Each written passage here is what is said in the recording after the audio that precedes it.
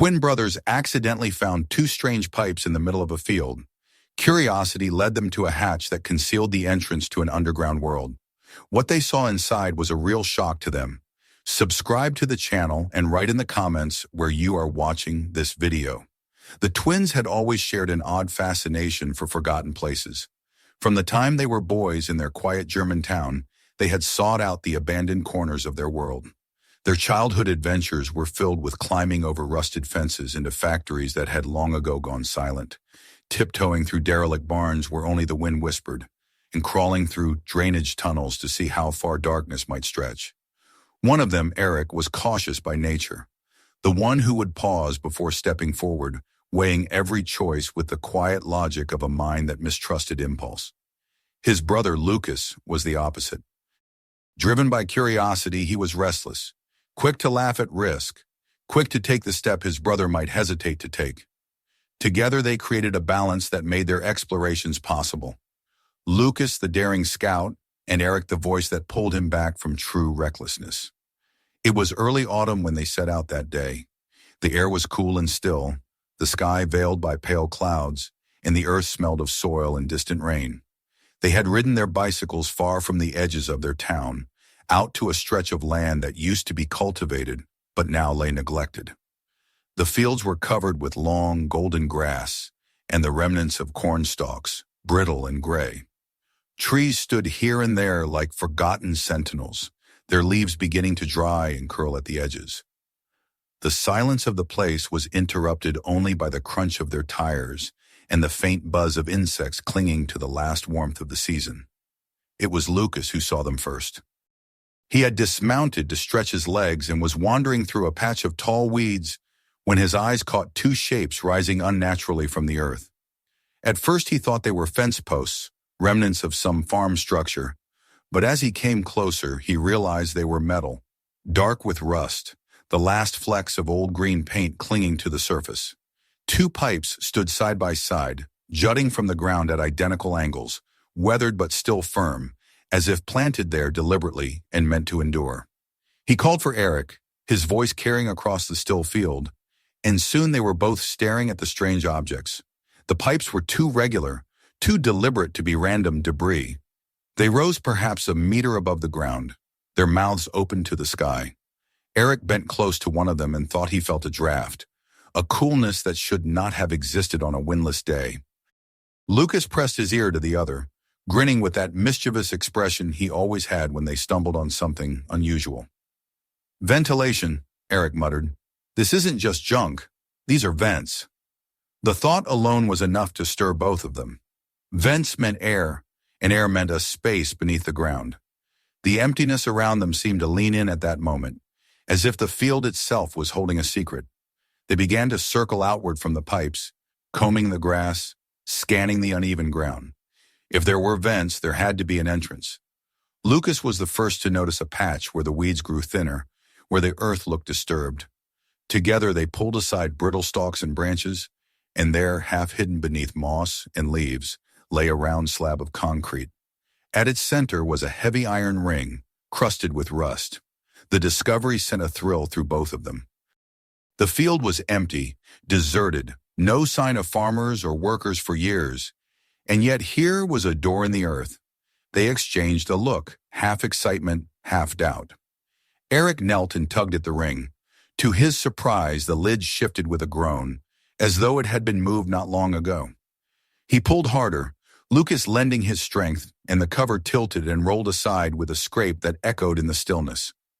Beneath it yawned a dark shaft, the mouth of a stairwell or ladder, vanishing into shadows that swallowed the light of the day. The air that rose from it was damp and heavy with the smell of metal, a breath exhaled from the hidden depths below. For a moment neither of them spoke. Their history of exploring abandoned places had prepared them for many sights, but there was something different about this. A field was supposed to be honest, bare earth stretching beneath the sky, yet beneath it lurked something built, something secret. Lucas leaned forward, his eyes wide, the thrill of discovery shining in him. Eric felt the old caution tighten his chest. There could be rot, collapse, toxic air, or worse. Yet the thought of turning away seemed impossible. They had uncovered something extraordinary, something that might never be found again if they walked away now. They went back to where they had left their bicycles, pulling their small backpacks free. They carried the things they always did on such trips: flashlights, spare batteries, phones with nearly full charge, a crowbar, and a coil of rope. Lucas laughed softly at the completeness of their kit, as if they had been waiting all along for a moment like this. They returned to the opening, standing over it while the world above seemed to fade into silence. The sky dimmed slightly as a band of gray clouds slid across the sun. Eric shone his flashlight downward. The beam illuminated an iron ladder bolted to the wall of the shaft, the rungs corroded but intact, leading down into a narrow chamber. The light did not reach the bottom, swallowed by shadow. Lucas's voice trembled with eagerness as he suggested they go down. Eric hesitated, gripping the beam of his flashlight harder than he realized. "We could come back tomorrow," he murmured. But even as he said it, he knew that if they walked away, the thought of what lay beneath would gnaw at them forever. The silence of the field seemed to press upon them, waiting. Lucas set his backpack on his shoulders and swung a leg over the opening, placing his foot on the first rung. The iron groaned but held. He glanced up at Eric, his expression both daring and questioning. Eric sighed, then followed, lowering himself onto the ladder. The descent began slowly, the air growing colder and damper with every step. Each clink of their shoes against the metal rungs echoed into the shaft like the sound of tools in a cave. The circle of light above them shrank until it was no more than a pale coin against the sky. When at last their feet touched concrete, they stood in a chamber scarcely taller than themselves, with walls of poured stone wet with condensation. A narrow passage extended forward into darkness. Eric played his beam along the floor, revealing only dust and small fragments of debris. The smell here was heavy, a mixture of rust, damp soil, and something older, something that hinted of long abandonment. Lucas breathed quickly, exhilarated, while Eric scanned the walls as though expecting them to close in. They stood in silence, letting the realization sink in. Beneath the quiet farmland, beneath a patch of earth where nothing but weeds should have grown, they had uncovered an entrance into another world. There was no going back now, not without seeing what lay beyond. Lucas adjusted his flashlight and stepped into the corridor, his shadow leaping on the walls. Eric followed, his heart drumming in his ears, already sensing that they were crossing a threshold from which the world above would never look the same again. And so the descent was complete, the first steps taken, and the long corridors ahead waited like open jaws, eager to draw them deeper. What began with two strange pipes in a forgotten field had brought them here, into the silent throat of the earth, and there was no telling where it would lead. The air was heavy in the chamber at the bottom of the ladder, damp and close, carrying with it the scent of rust, mold, and time itself. The twin brothers paused there, both silent, as if waiting for the earth around them to settle after their intrusion. Above, the pale circle of light from the opening they had descended through had already grown dimmer, almost swallowed by the distance, and the sense of being cut off from the surface filled Eric with unease. Lucas, by contrast, was almost quivering with eagerness, his flashlight beam darting ahead like a spear thrust into the dark. They both knew they had already crossed a threshold. To climb back up now would mean turning their backs on everything they had ever sought in their explorations. That possibility felt impossible, so forward was the only direction left. The corridor ahead stretched away, its length indeterminate in the beam of their lights. The walls were poured concrete, smooth in places, but scarred by cracks and stained by dampness. Every few seconds, drops of water fell from the ceiling with a hollow patter that seemed unnervingly loud in the silence.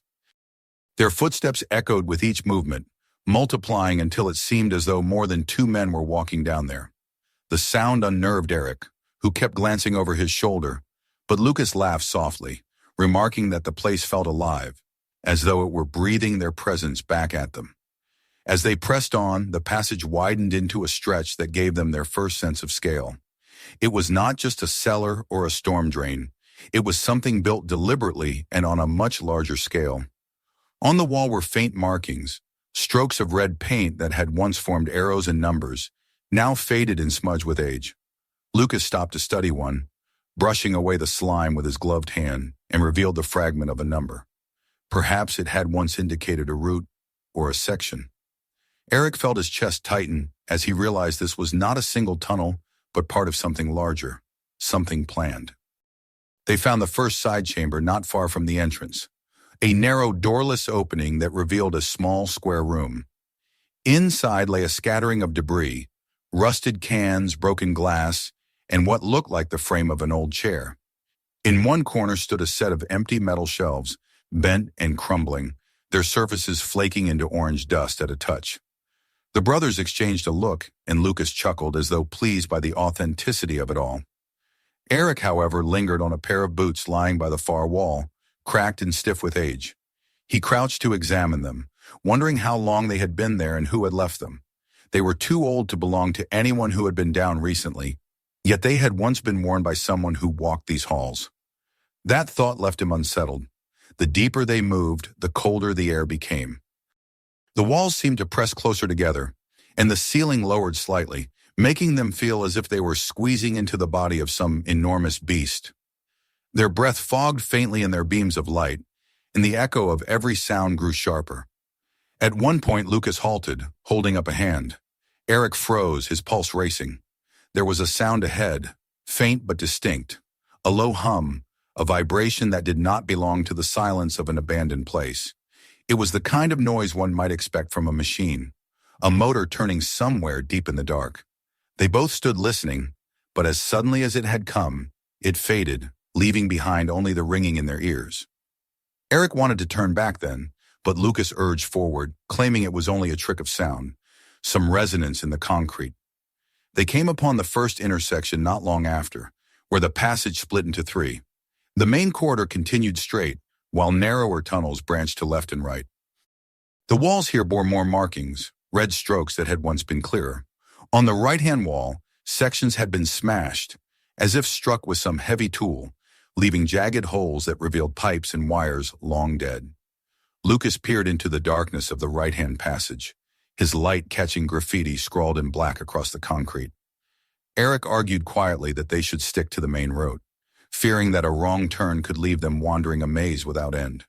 They agreed to go straight, though Lucas left his beam lingering on the side paths, his curiosity unsatisfied. As they walked further, the corridor curved unexpectedly. It was not straight as Eric had first assumed, but bent subtly as though guiding them deeper in a pattern they could not yet grasp. Their footsteps echoed oddly, bouncing in ways that made direction hard to judge. At one turn, they nearly collided with a shallow pit cut into the floor, filled with stagnant, foul water. It reflected their lights back at them like a mirror from another world. Lucas kicked a small stone into it, and the ripples spread slowly, distorting their reflections until they seemed monstrous. Eric pulled him away, shaken by the sudden realization that this place seemed built to confuse, to mislead. More debris appeared as they advanced, pieces of metal scattered across the floor, fragments of piping, and in one spot a crumpled plastic bag with faded lettering from a supermarket. That small detail rattled them both, for it meant that others had been here not so long ago. The knowledge that they were not the first explorers lessened the thrill, but increased the tension. Who else had walked these halls? What had they sought? And more importantly, had they returned? Graffiti became more frequent the deeper they went.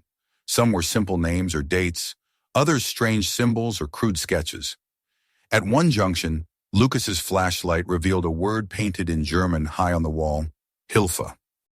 Beneath it was another phrase, barely legible, but Eric thought he recognized the word monster. He said nothing, not wishing to feed his brother's excitement or his own fear. They turned left at that intersection, following the arrows painted long ago, though none of them knew who had drawn them or for what purpose. The air grew damper, the scent of mold stronger. Their boots slipped on patches of slime, and their beams revealed water stains spreading downward like veins. They stopped in another side chamber, smaller this time, where the walls bore crude punches as though someone had attacked them with a hammer. A rusted pipe protruded halfway from the hole, dripping steadily into a puddle. Lucas laughed nervously, suggesting some past vandal, but Eric felt only unease. The tunnels twisted again, revealing yet another junction. Here, the left-hand path ended in a mound of rubble, stones, and concrete chunks piled high beneath graffiti scrawled in garish colors. Lucas touched the paint with his fingers, finding it dry but not ancient. People had been here more recently than he wanted to admit. Eric noticed that the corridor ahead bent yet again, never offering a clear line of sight, always curving as if to obscure what lay further in. The thought unsettled him. A normal structure would have been built in straight lines for efficiency. This was built with intent to confuse or conceal. By now their nerves were fraying.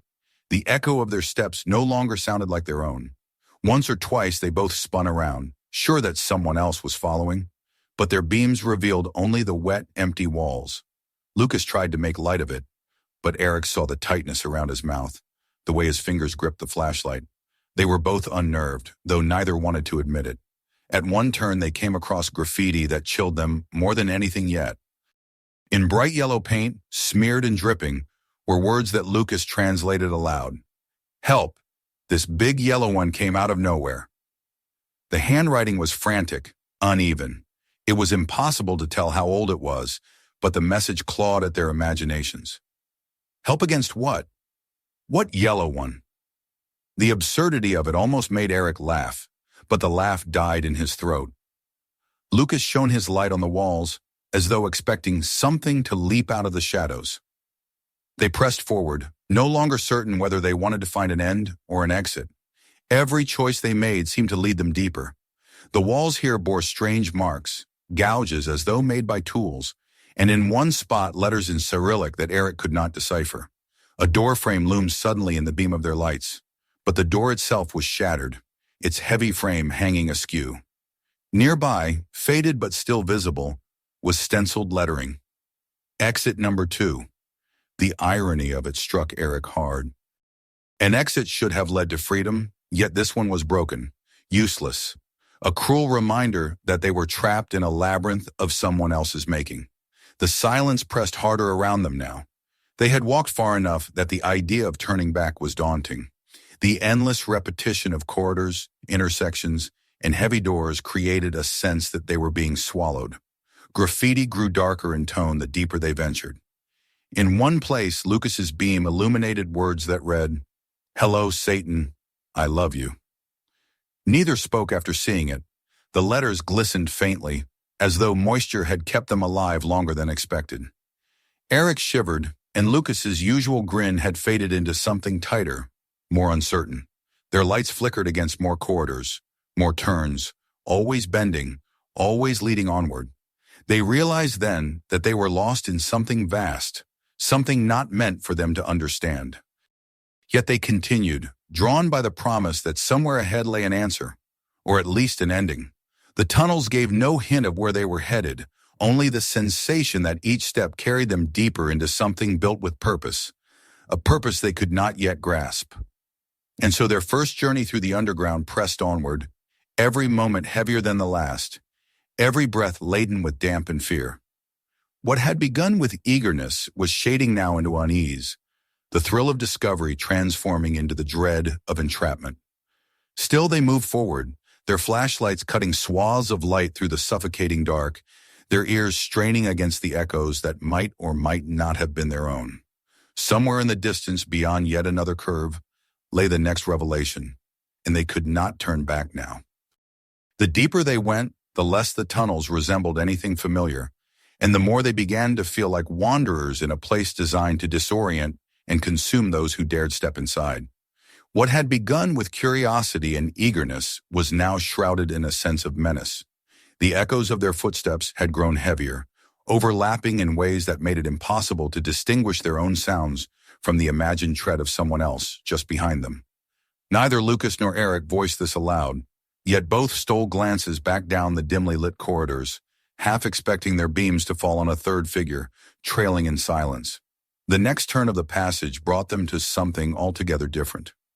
Looming before them in the pale circles of their flashlights was the first of many heavy doors, a thick slab of metal set into the concrete wall, its hinges broad and black with corrosion. Lucas reached out and pressed his hand to it. Even through his glove he could feel the chill of the steel, the way it seemed to drink the warmth from his palm. He shoved against it, and after a long groan of protest, it swung inward on stiff hinges, revealing another stretch of corridor beyond. They stepped through, and only then did Eric notice there was another door not far ahead. The same design, the same suffocating mass of iron. It was not one or two, but a sequence. Every 20 or 30 steps there loomed another, and each time they were forced to wrestle the heavy barrier aside. Some hung open already, as though abandoned long ago. Others resisted and had to be pushed with both shoulders before yielding. Each passage beyond them felt like another threshold crossed, another layer deeper into a place where the air itself grew denser. Eric began to wonder aloud who could have built such a system and why so many layers of defense were required. Lucas speculated that it must have been military, perhaps a bunker from the Cold War, though neither of them could explain why so many doors stood in succession, one after another, like checkpoints in an endless maze. Graffiti marked several of the doors, scrawled names, symbols, and strange phrases that only heightened the eeriness. On one, written in shaky Cyrillic, were words Eric struggled to decipher, something about silence and waiting. Another bore a crude face drawn in black, its grin stretched unnaturally wide across the rusting metal. As they pushed onward, the concrete around them began to show signs of decay. Water seeped from cracks, leaving trails of white mineral crust, and in places entire slabs had flaked away, exposing the rough aggregate within. The hum they had heard earlier returned, faint but insistent, threading itself into the silence. At first Eric thought it might be the ringing in his ears, but Lucas swore he heard it too. It was neither loud nor distinct, more like a vibration, the suggestion of machinery buried deep below. The thought that something could still be operating after decades unsettled them both, though Lucas tried to mask it with bravado. One corridor bent sharply and opened into a small room where the concrete walls bore a series of gouges. They looked as though someone had taken a sledgehammer to the surface, chipping away at random intervals. The reason was unclear, and the violence of the marks made Eric shiver. A rusted pipe jutted from one of the holes, dripping brown water into a pool on the floor. The air here was colder still, and the droplets echoed like clock ticks in the silence. Lucas kicked at a loose stone, and it splashed into the puddle, the ripples sending shadows trembling up the walls. For a moment he thought he saw letters forming in the distortion, and he stepped back quickly, muttering something under his breath. They pressed on, following the tunnel as it bent yet again, never offering a straight line for long. At one point they entered a junction where the walls had been smothered with graffiti, layers of it built over years. Some were simple tags, others strange symbols like runes. In one corner of the wall, in red so vivid it seemed almost fresh, were words Lucas translated quickly. "Hello, Satan. I love you." The letters gleamed in the light as if wet, though when Eric touched them they were dry. Neither spoke for a while afterward, the phrase settling heavily over their thoughts. The oppressive sequence of heavy doors continued until they lost count. Each one seemed heavier than the last, each groan of hinges louder, until it felt like the whole labyrinth was announcing their passage. Then unexpectedly, they came into a hall larger than any before. Their lights swept across high walls, damp and streaked, and for the first time the ceiling rose out of reach. The echo of their breathing came back to them delayed, emphasizing the size of the space. Along the walls were dozens of pipes protruding, their mouths sealed or broken, and in that instant they realized that the twin pipes above the field were only the visible parts of a vast subterranean system. What had seemed isolated above was in fact part of an intricate network below, stretching further than they could imagine. Scattered across the floor were metal boxes, most corroded to the point of collapse. One had burst open, spilling fragments of rusted equipment. Lucas crouched to sift through the debris and uncovered a small plaque still attached to one fragment. The faded letters spelled out a year 1962. He held it up, grinning in triumph at the proof that this place was indeed older than they had guessed, born in the heart of the Cold War. Eric felt no triumph, only dread. He imagined the engineers who had built this place, the men who had labored to install door after door, pipe after pipe, not knowing if their work would ever see the light of use or if it would remain hidden until two curious explorers stumbled on it decades later. On the far side of the hall, they found a row of lockers or cabinets bolted to the wall. Most hung open, empty and rusting, but a few remained shut tight. The stenciled words across one read, Zugang verboten, the German warning against entry. Lucas tapped the door with his knuckles, listening to the hollow ring, but made no attempt to open it. In another, Eric found the remains of an old gas mask, the rubber stiff, the eyepieces fogged with mold. He lifted it with a grimace, the straps crumbling in his fingers. The idea of someone once wearing it, moving through these corridors under orders, filled him with a sharp sense of unease. As they stood in that vast room, silence pressing around them, they both felt the weight of history in a way they had not before. It was not just an abandoned tunnel or a playground for urban explorers. It was a relic of fear, of preparation for a war that might have ended the world. And now it lay in ruin, inhabited only by echoes, graffiti, and the footsteps of those brave or foolish enough to trespass. Lucas's excitement was dimmed, though not extinguished, while Eric felt more certain than ever that they were intruding into a place where they did not belong. They moved on reluctantly back into the maze of doors and corridors, each one more ruined than the last. Pieces of ceiling had collapsed in places, scattering rubble across the floor. The walls bore streaks of rust like dried blood, and the smell of decay hung heavier in the air. More graffiti followed them, strange words and crude drawings, until it seemed as though the very walls whispered warnings. And still, far below and faint, the hum persisted, that whisper of machinery or perhaps only imagination, reminding them that something deeper yet awaited. The labyrinth did not relent. With every turn, every door, every stretch of dim concrete, they were pulled further into its throat, unable to escape the sense that the deeper they went, the less chance they had of finding their way back. Yet neither of them spoke of leaving. There was still the allure of discovery, of a truth hidden behind these endless barriers, even as fear gnawed at the edges of their courage. The labyrinth held its secrets tightly, but step by step, the brothers pushed forward into the heart of the unknown. The further they pressed into the underground labyrinth, the more oppressive the silence became, until it was almost a physical weight pressing down on their shoulders. The endless doors behind them, the graffiti that seemed to whisper blasphemies from the walls, and the damp air that clung to their lungs had already left them raw with unease. Yet the tunnels continued, bending and twisting as if intentionally designed to rob them of any sense of direction or time. They had walked for what felt like hours, though in reality it might have been only minutes, their sense of reality distorted by the monotony of concrete and rust. The heavy doors they passed through had ceased to surprise them, and now each new one felt like another toll, another marker that pushed them deeper into a place not meant to be found. The decay became worse the deeper they ventured. Paint flaked from the walls in long curling strips, and sections of the ceiling hung loose as though about to fall. The air was thicker with mold, and patches of fungus clung to the stone in moist colonies that seemed to pulse faintly in the light of their flashlights. Eric began to notice odd formations along the ceiling, white and crystalline, growing downward like stalactites in a cave. At first he thought them ice, but they were dry and brittle, mineral deposits left by years of slow-dripping water. They caught the light eerily, shining faintly as though alive.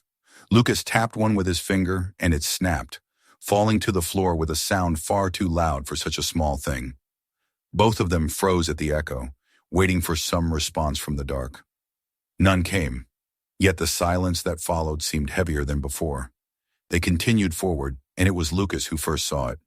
In the beam of his light, a shape appeared ahead, crouched low at the end of a corridor.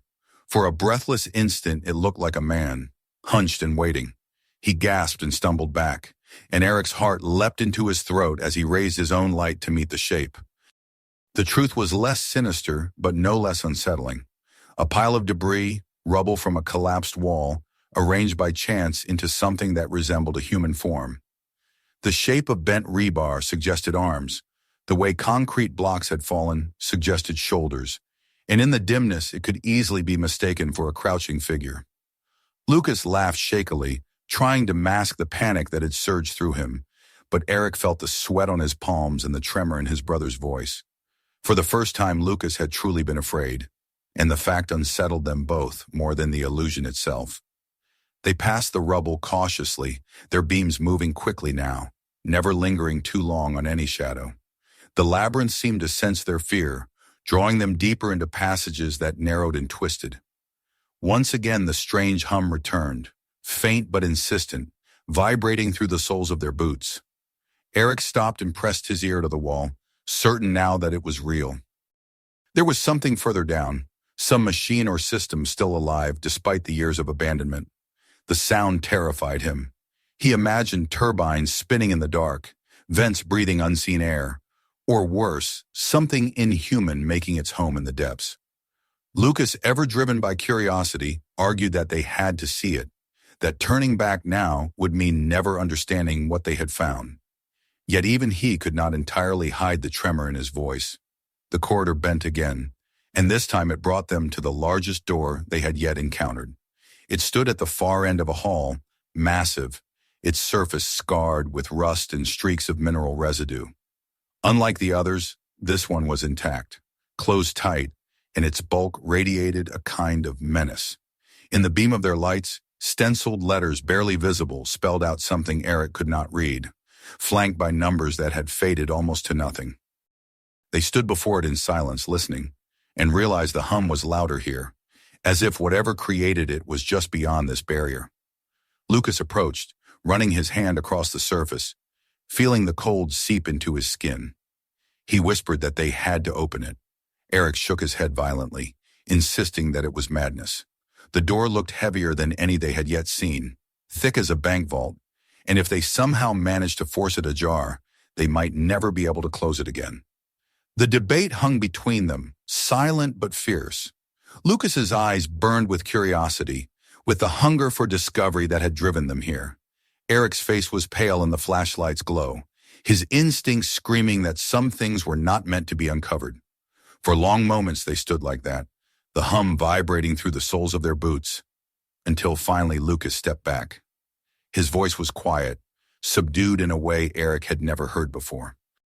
Perhaps even he felt the truth, that whatever lay beyond this final door was not for them. The decision to turn back was unspoken but mutual. They had reached the boundary, the edge of what they could face. As they began the long walk back, the silence pressed on them more fiercely than before. Each corridor looked the same as the last, yet somehow each step felt heavier, as though the tunnels themselves were resisting their departure. Their flashlights cut arcs of light through the darkness, but the shadows seemed thicker now, clinging to their heels. The echo of their steps no longer matched their rhythm, and more than once they both spun, convinced they heard an extra footfall behind them.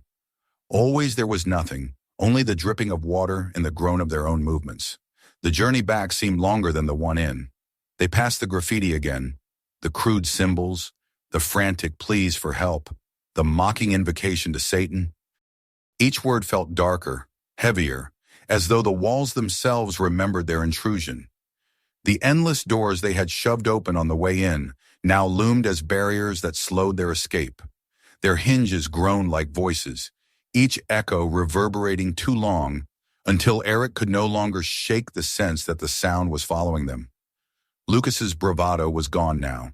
His eyes darted to every corner, every crack of darkness, and his hands shook as he gripped his flashlight. When at last they saw the first chamber, the small concrete space at the bottom of the ladder, Eric nearly collapsed with relief. The pale circle of daylight above was the most welcome sight of his life, though it seemed impossibly far away. Lucas went first, scrambling up the iron rungs two at a time, his movements frantic with the need to leave. Eric followed, his heart pounding as though something might seize him before he reached the surface. The air grew fresher with each rung, the scent of soil and open fields replacing the stench of mold and rust. At last they emerged into the pale daylight, the overcast sky seeming dazzling after so much darkness.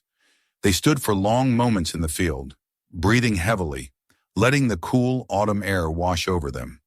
The pipes stood silently where they had found them, as unassuming as before. Their rusted mouths pointed skyward. To anyone else they would have looked meaningless, a forgotten relic of some farm system or drainage line.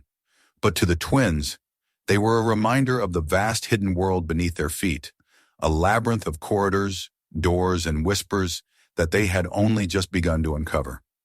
Neither of them spoke at first. Words seemed inadequate to capture what they had seen and felt. Eric finally said that they should never return, his voice firm though low. Lucas nodded, though his eyes lingered on the pipes, filled with a longing he could not disguise. He had wanted to push further, to open that last great door, to know what machines still hummed in the dark. Yet even he knew that some boundaries were not meant to be crossed. As they retrieved their bicycles and prepared to leave, the field looked unchanged, the world above carrying on in silence. Birds wheeled in the distance, and the wind stirred the dry stalks of corn. Yet the brothers knew the truth now.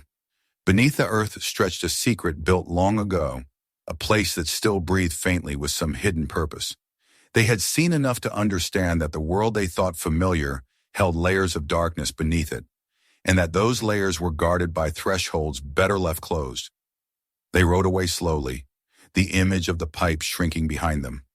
Neither would forget the oppressive silence, the endless doors, the graffiti that seemed to speak, or the final door humming with unseen life. For the rest of their days, the memory of that descent would haunt them, a reminder that the earth holds secrets deeper than curiosity should chase. And though Lucas often dreamed of returning, of opening that final door, he knew that if he ever did, there would be no guarantee of coming back to the light again. If you enjoyed this story, make sure to hit that subscribe button so you don't miss what's coming next. We've got even more shocking discoveries and mysterious explorations waiting for you. Check out the next video right here and dive into our other stories you haven't seen yet. And don't forget, share this video with your friends because they need to see this too.